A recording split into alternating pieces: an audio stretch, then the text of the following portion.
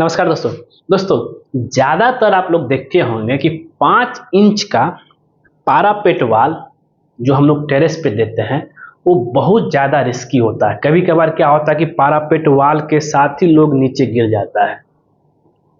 ये हम सिर्फ पारा छत टेरेस की नहीं बात करें, बहुत लोग जो है बालकोनी में भी जगह ज्यादा मिले तो वहां पे जब 5 इंच का देते हैं और एक समय आता है कि वो गिर जाता है। तो अब देखिए, जहां हम लोगों ने 10 इंची का पारापेट वाल दिया वो तो सेफ है, लेकिन 5 इंच का पारापेट अगर वाल दे रहे हैं तो उसको मजबूत कैसे बनाना है, आज का वीडियो का टॉपिक मेरा यही है कि हम आपको ऐसा डिजाइन बताएंगे पारापेट वाल देने का। अब ये पारापेट वाल में कंफ्यूज कर रहे हैं तो बहुत लोग इसको बाउंड्री वाल भी बोलते हैं टेरेस में। जैसे टेरेस फ्लोर में हम लोग कैंटिलीवर पे निकालते हैं, मतलब बालकनी टाइप का निकालते हैं, और जो है कॉलम तो मेरा पीछे रह गया, जिधर बालकनी नहीं निकाले वो तो कॉलम से बना दे वो तो मजबूत हो गया, लेकिन जो एरिया कॉलम्स के बाहर कर दिए कैंटिलीवर पे, अब उसको हमें जो है वाल देना। अगर आप ऐसे ही वाल देते हैं तो वो कमजोर हो जाएगा। तो इसको मजबूत करने के लिए बताने से पहले जो है आपको जो है कुछ चीज हम आपको यहाँ पे टॉपिक हम लोग क्या क्या कवर कर रहे हैं आज हम उसके बारे में बताएंगे। सबसे पहले पारापेट वाल क्या है, अभी तक तो क्लियर हो गए हैं, जिसको बाउंड्री वाल भी बोलते हैं। थिकनेस ऑफ वाल क्या होना चाहिए, कैन प्रोवाइड 5 इंची वाल, क्या 5 इंची वाल सेफ है? एक तरह से देखा जाए सेफ तो नहीं है, लेकिन हम उसको सेफ बनाएंगे, मजबूत बनाएंगे। Is it safe? How to strong the wall, कैसे करना है?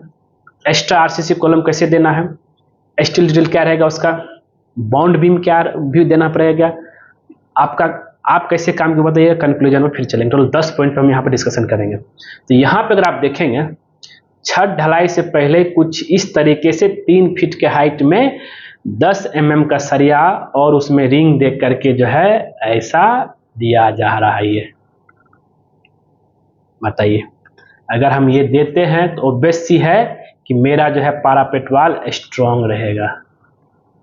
मैंने क्या क्या बताया कि इसमें जो है इसका थिकनेस रहेगा 3 इंची का, सॉरी 5 इंची का, माफ कीजिएगा, 5 इंची थिक के हिसाब से जो है हम लोग 3 इंची का रिंग बनाएंगे, और ये जो रहेगा आपका 9 इंची का रहेगा आपका, 9 इंची का विड्थ रहेगा।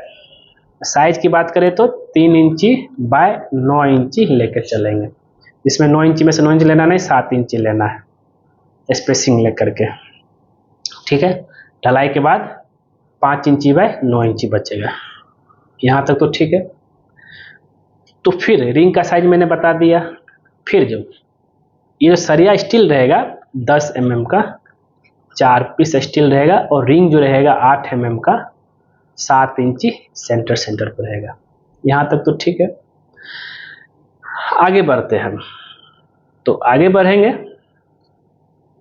तो इसका डिटेल मैंने बता दिया। अगर आप यहाँ देखेंगे जो यहाँ पे काम हो रहा है, यहाँ भी देखिए, चाहे आप बालकनी के लिए बना रहे हो, चाहे आप टेरेस के ऊपर जो है पारापेट वाल के लिए बना रहे हो, जो अगर हम ब्रिक वर्क देते हैं तो तब ये जो है वो भी कितना 10 इंची का दे रहे हैं तो उतना हेडेक टेंशन नहीं है, लेकिन 5 इंची का अगर हम वाल दे रहे हैं तब जाकर के बालकनी के बीम हो करके ही जो है कुछ इस तरीके से आपको जो है कॉलम निकालना है, जिसको जो है आप सपोर्टिव कॉलम बोल सकते हैं, जो ब्रिक को जो ज्वाइंट करके रखेगा। और ये चीज यहीं पे सीमित नहीं है, अगर मैंने सारा डिटेल बता दिया तो जहां से बीम निकल रहा है वहां से दे दिए। अगर जो बीम ज्यादा स्पैन दिख रहा है तो छत के स्लैब से भी आप दे सकते हैं, और मजबूती के लिए। तो आप हमें बताइए, अगर इस तरीके से अगर हम चलेंगे तो क्या कभी मेरा पारापेट वाल गिरेगा? 5 इंची का देंगे तब भी नहीं। अभी भी यहाँ पे एक पॉइंट पे हम और बताएंगे, सिर्फ क्या इसको देने से मजबूती होगा या और भी कुछ हमें देना पड़ेगा, या हम बात कर रहे हैं बॉन्ड बीम को लेकर के। यहाँ पे देखिए, हाँ याद रहे कि ये भी सरिया आपका एल होकर के रहेगा, एल होकर के बीम में रहेगा, इतना आपको पता होना, क्लियर होना चाहिए। तो आगे बढ़ते हम। तो यहाँ पे अगर हम चलें तो और भी टॉपिक जो यहाँ पे हम कवर कर रहे हैं कि इसकी हम बात कर रहे थे अभी, व्हाट इज अ पारापेट हो गया, थिकनेस ऑफ वाल हो गया, कैन प्रोवाइड 5 इंच वाल दे सकते हैं, is it safe? Yes safe है, सेफ है नहीं, हम सेफ बना रहे हैं। हाउ स्ट्रॉन्ग वाल, कैसे वाल स्ट्रॉन्ग है? पहला स्ट्रॉन्ग के लिए हमने क्या बोला कि कॉलम देना है, आरसीसी कॉलम, ठीक है, और एक्स्ट्रा आरसीसी कॉलम दे रहे हैं जो कि स्टील डिटेल मैंने बता दिया, 10 mm का 4 पीस सरिया और जो है रिंग 8 mm का 6 इंच सेंटीमीटर। अब ये बॉन्ड बीम की बात करते हैं, एक्सीलरेटेड बॉन्ड बीम और वर्क, इसको आपने किस हिसाब से काम किया। अगर आप चलेंगे यहाँ पे तो जरा देखिएगा, यहाँ पे फिर हमने क्या किया, छत ढलाई हो गया, छत ढलाई के बाद जब डिशटरिंग हुआ छत का, तब हमने जब पारापेट वाल पे काम करना शुरू किया तो 5 इंची का हमने जो है ईंट चिनाई किया। उसके बाद जो कॉलम के वाल के फेस वहाँ 10 इंची होगा ही होगा, लेकिन जो कैंटिलीवर पे है वहाँ पे हम जब 5 इंची किया, करने के बाद जहाँ पे हमने सरिया निकाल के रखा हुआ था वहाँ पे जो है दोनों साइड से सपोर्ट दे करके उसमें कंक्रीटिंग किया। कंक्रीटिंग में भी याद रहना चाहिए क्योंकि उसमें आपको प्रॉपर तरीके से कंक्रीट वाइब्रेटर इस्तेमाल करना ही करना है, ये चीज़ आपको लेकर चलना पड़ेगा। प्रॉपर तरीके से कंक्रीट वाइब्रेटर इस्तेमाल किए, उसके बाद जो है फिर एक आता है, उसके ऊपर बॉन्ड बीम जाएगा, उसके ऊपर ये तो भी है, इसके ऊपर उसमें भी जो है बॉन्ड बीम यानी तो अगर आप चाहते हैं तो उसमें जो है 2 सरिया 8 mm का दे सकते हैं। मतलब मेरा ये कहने का ये हो गया कि इसके ऊपर जरा ध्यान दीजिएगा, ये इसके ऊपर जो है एक जो है इससे कनेक्ट होकर के एक 8 mm का 2 सरिया दे करके जो है और 2 से 3 इंची थिकनेस में ढलाई कर देंगे। इससे क्या हो गया, एक जो है पूरा बॉक्स टाइप का बन गया, पूरा कनेक्टेड हो गया, इस कॉलम छत से भी कनेक्टेड हो गया, इस कॉल और वाल भी, ये जो वाल है इससे कनेक्टेड हो गया और ऊपर से भी कनेक्टेड हो गया इस कॉलम से, पूरा एकदम फ्रेम बन गया और कभी भी ये क्रैक नहीं होगा। इस पे अगर कोई झुकेगा भी तो ये नीचे गिरेगा नहीं, ये चीज आपको ध्यान में लेकर के चलना।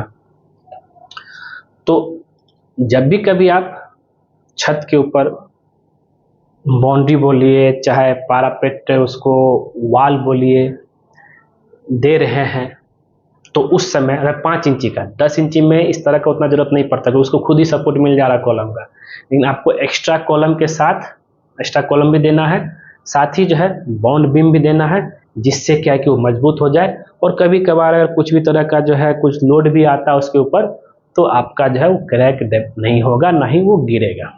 नहीं तो बहुत ऐसे जगह देखा गया है कि जो वाल जो है क्रैक हो जाता है, लोग वाल के साथ ही नीचे गिर जाते हैं, बहुत तरह की घटनाएं सभी सुनने को मिलता है।